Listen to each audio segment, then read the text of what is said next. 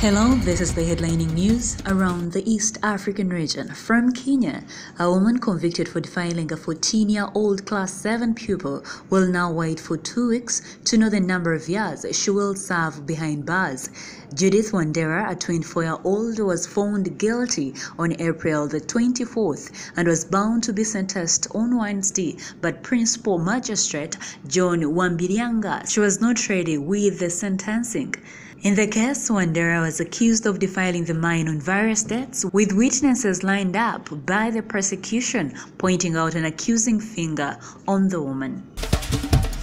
Moving on to Tanzania, eagerly awaited Community Health Fund, which seeks, among other things, to have all Tanzanians registered for medical insurance, is scheduled for launching next month.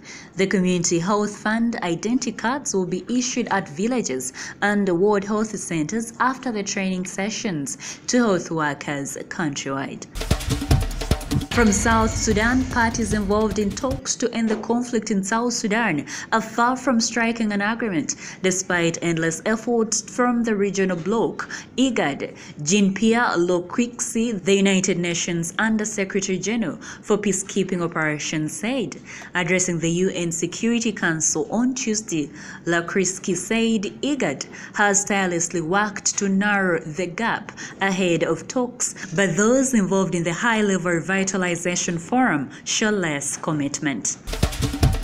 From Rwanda, President Paul Kagame has rebuked the mentality that Africa must always look to Western countries for funding of major long-term initiatives, saying that the continent is not as poor as it is presumed.